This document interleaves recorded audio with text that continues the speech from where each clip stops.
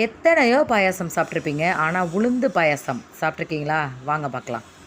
இப்போ ஒரு குக்கரில் 1 ஸ்பூன் அளவுக்கு நெய் சேர்த்துட்டு 1 கப் அளவுக்கு ஜவ்வரிசி சேர்த்து வறுத்துக்கலாம். இப்போது ஜவ்வரிசி நல்லா வறுப்பட்டதும் 1 டம்ளர் அளவுக்கு தண்ணி விட்டு ஒரு 3 விசில் விட்டு எடுத்துக்கோங்க. பாருங்கள், இந்த அளவுக்கு இருக்கணும். 1/2 கப் அளவுக்கு நான் உளுந்து எடுத்து 1/2 மணி நேரம் ஊற வச்சு எடுத்துருக்கேன். அதை ஒரு மிக்ஸி ஜாரில் சேர்த்துக்கலாம். 1 டம்ளர் தண்ணி சேர்த்து நல்லா நைஸாக அரைச்சி எடுத்துக்கலாம். ஒரு கடாயில் 1 ஸ்பூன் அளவுக்கு நெய் சேர்த்துட்டு ஒரு 10லேருந்து 15 முந்திரி பருப்பு சேர்த்து வறுத்து எடுத்துக்கலாம். இப்போ இதோட 1 கப் அளவுக்கு துருவின தேங்காய் சேர்த்து அதையும் நல்லா வறுத்துக்கலாம். தேங்காய் துருவல் நல்லா கலர் மாறினதுக்கப்புறமா ஒரு பிளேட்டில் எடுத்து வச்சிடலாம். இப்போது அதே கடாயில் நம்ம அரைச்ச உளுந்தை சேர்த்துட்டு 1 டம்ளர் அளவுக்கு தண்ணி சேர்த்து நல்லா மிக்ஸ் பண்ணிக்கலாம். பாருங்கள், இந்த மாதிரி நல்லா கொஞ்சம் தண்ணியாக இருக்கணும். இப்போ இதோட 100 கிராம் அளவுக்கு இடித்த வெல்லம் சேர்த்துக்கலாம்.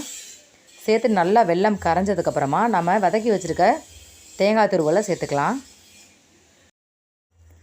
சேர்த்துட்டு நல்லா கைவிடாமல் கலந்து விடுங்க, இல்லாட்டி கட்டி பிடிச்சிரும். பாருங்கள், அந்த அளவுக்கு கொஞ்சம் திக்கானதுக்கப்புறமா நம்ம வேக வச்சு எடுத்துருக்க ஜவ்வரிசியை சேர்த்து நல்லா மிக்ஸ் பண்ணிக்கலாம். இந்த ஸ்டேஜில் ஒரு சிட்டிகையில் உப்பு சேர்த்துட்டு 4 ஏலக்காவை தட்டிட்டு சேர்த்துக்கோங்க. நல்லா ஹை ஃப்ளேமில் வச்சு நல்லா கொதிக்க விட்டிங்கன்னா நம்மளோட ஆரோக்கியமான உளுந்து பாயசம் ரெடி. குழந்தைங்க ஸ்கூல் விட்டு வந்ததுக்கப்புறமா செஞ்சு கொடுத்தீங்கன்னா ரொம்ப ரொம்ப விரும்பி சாப்பிடுவாங்க. ரொம்ப ஆரோக்கியமும் கூட. கண்டிப்பாக ட்ரை பண்ணி பாருங்கள். இந்த வீடியோ பிடிச்சிருந்தா மறக்காமல் ஒரு லைக் பண்ணுங்கள். பாய்.